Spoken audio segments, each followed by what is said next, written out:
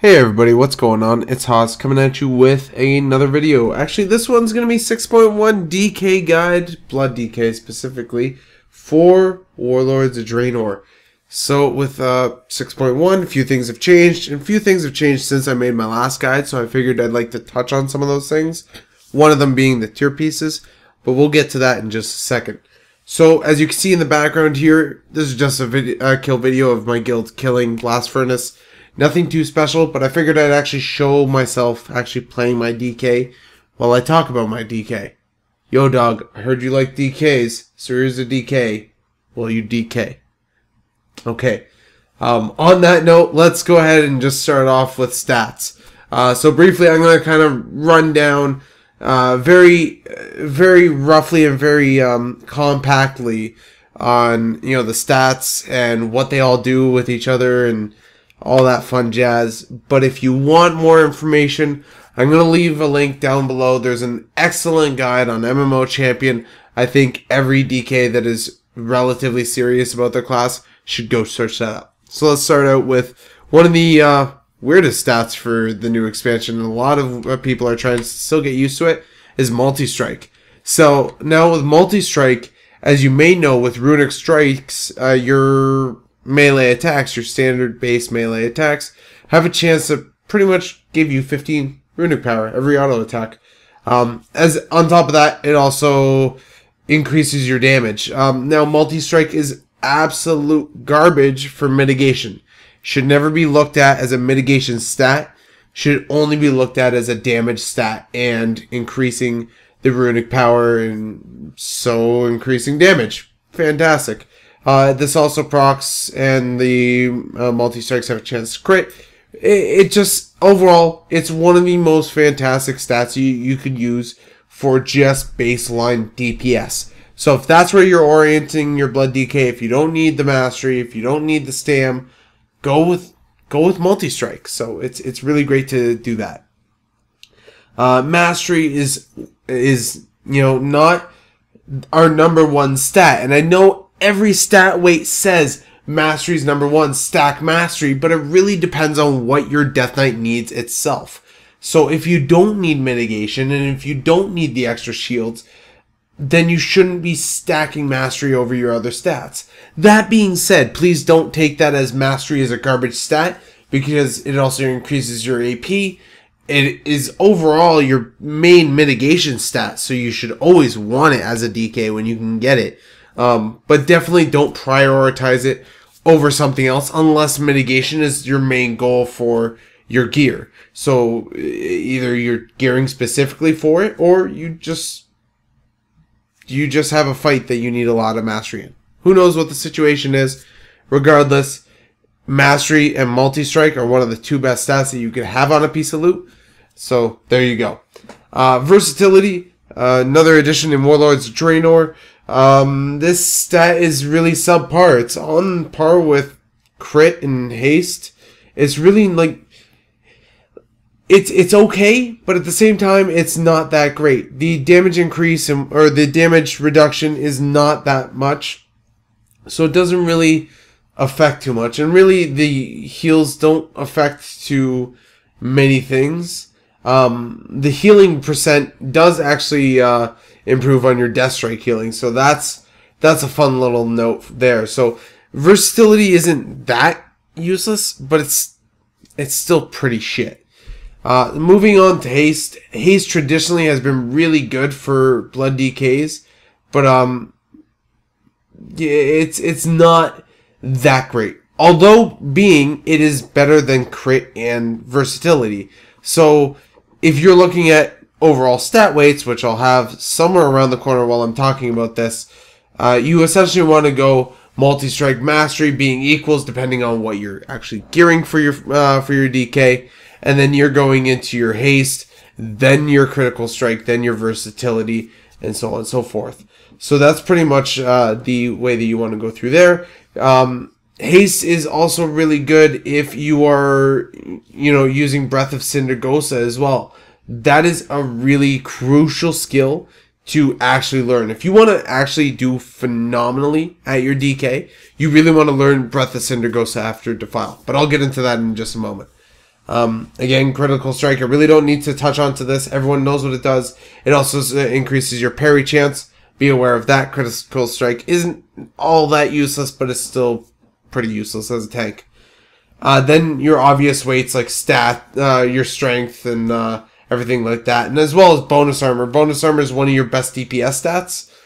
I essentially just go with bonus armor. So just stick with your bonus armor and you're good to go.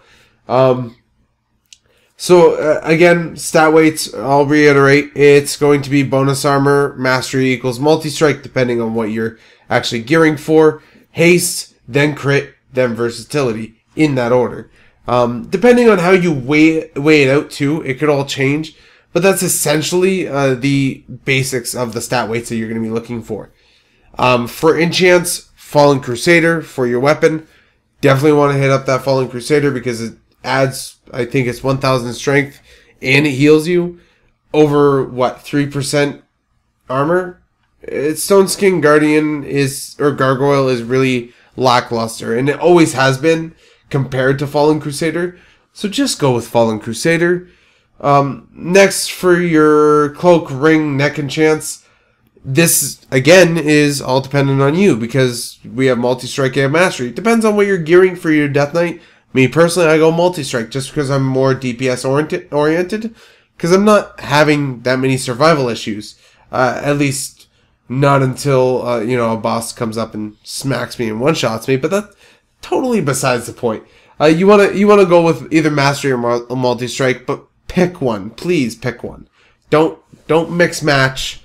Don't even it out. Don't make it even. Just don't do that, because that's stupid. Just pick one. For your gems, exact same story. Just pick one. It's really about your preference. I always lean towards multi-strike just because I'm more DPS oriented. Depending on your DK and your playstyle, you might want to just go with mastery if you want more synergy and a more cleanness of the rotation, and also better blood shields for yourself. For your actual raid consumables, multi-strike or mastery food, again, it's up to you. Not going to go into that over and over again. You want to use your Deathknight armor potions, and then you also want to use Deathknight strength potions. Why you are not using stamina potions? Because stamina is for BC tanks, and we are not in Burning Crusade, so get over it, tanks. In terms of talents, let's talk about talents a little bit. Nothing's changed with the first tier. You still want Plague Leech. We're still going to go into the next tier as being fight dependent, whether it be Purgatory or Anti-Magic Zone. Lichborn, again, is pretty goddamn garbage unless a specific fight requires that. As well as Death's Advance. Hey, that's, great extra movement. Blood Tap or Runic Corruption for the next tier after that. You really want to pick one. Doesn't really matter. If you're more comfortable with Runic Corruption, do it.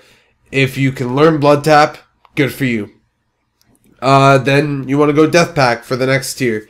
Death Pack is just a big heal right then and there. It definitely beats out the slow heal from Conversion and Death Siphon. Completely garbage for a Blood Deathknight. Get it off the table. The next talent, really, it depends on the fight. Really does. I tend to take Gorfien's Grip or the AoE Stun. I'm drawing a blank, but it's on the screen right now. I know it. Oh, God. And then you also want to look at the final talent being Defile for people. But if you can learn it, start using Breath of Sindargosa. Breath of Sindargosa is one of the best skills that you can learn how to use, because if you can consistently keep your runic power going, you can essentially keep healing yourself, do massive amounts of damage through critical points in a fight. Say Blast Furnace, which is what you're watching right now.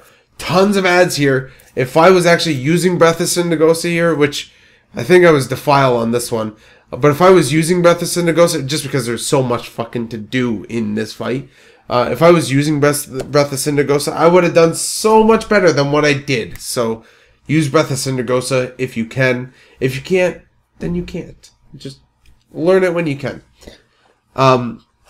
So it's pretty standard. Nothing's really changed for that.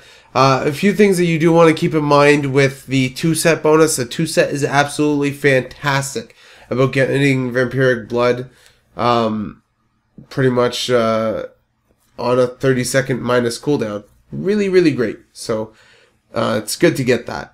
Glyph of Outbreak, or sorry, I'm transitioning into glyphs without even saying it, so hey, surprise. Glyph of Outbreak, still the one glyph that you really want to use, just because it's going to make it so you don't have to use runes for your Outbreak. Pretty self-explanatory. Glyph of Regenerative Magic, essentially, if your AMS goes through without actually absorbing its full amount of damage that it can absorb, then it'll go ahead and reset the cooldown to 50%. So this again really depends on if you're going to be taking a hit that's going to absorb your entire shield. If it does, then it does. If it doesn't, hey, then fantastic. And then you want to go Glyph of Blood Boil just because it gives you that extra range on the Blood Boil. So it's fantastic, especially for this fight that I'm on right now. Your rotation hasn't really changed. You really want to use your Death Runes on Deathstrike. You want to use your Blood Runes on Blood Boil. And you want to use your Blood Runes on Soul Reaper when the boss is 35% or lower. Also saving a Blood Rune for your Blood Tap if you so need it in a specific fight. Say Orgorger at the Acid Torrent. So just keep that in mind and make sure that that is always on use when you need to have that. Once you have all that set out, you want to go ahead and take a look at your trinkets. Now, a certain thing with some trinkets that people have been doing with a lot of newer players or even players that are dead set in their ways, they're getting a stam trinket. I would never actually put a stam trinket on my Deathknight. I would always run 2 trinkets. Maybe I'd run a DPS trinket and a mitigation trinket, but there's no way that I would run a stam trinket.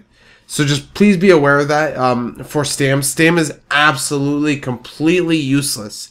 There is no point in having stam. As a tank, you should have 500,000 health, if not more, when you're raid buffed. So you should never even need a stam trinket or a stam flask or anything stam related. Stam trinkets, stam gems, stam enchants. You're doing it wrong. So that it's very simple, very easy. Yeah, that it's not like how it was. So just keep that in mind when you are looking into something like that. Anyway, guys, I would like to take out the last few minutes just to talk about how grateful I am to everyone that's watched my videos, how many positive comments and questions that I got on my last video. I really appreciate that, and I hope to get the same amount of attention on this video. I'm glad that a lot of people ended up receiving that properly and liked the video, so I'm really happy that it helped everyone kind of learn a Blood Death Knight a little bit better. I'm obviously not the best Blood Death Knight, so there's so much that I can learn, and just keep that in mind when you are learning your own Blood Death Knight, is you are not number 1, and unless you are number 1, maybe you shouldn't be watching this video. But for everyone else, yeah, so that's a powerful endorsement. Anyway, guys, please like, comment, subscribe, give me some feedback on the video, let me know what you thought, and yeah, have a great night. Take care. Bye. Good job, guys. Oh my god. Woo! Wow! Nice. Wow. You guys are fantastic. Holy shit. Clean. Holy Fantastic. fuck. Fantastic, everybody.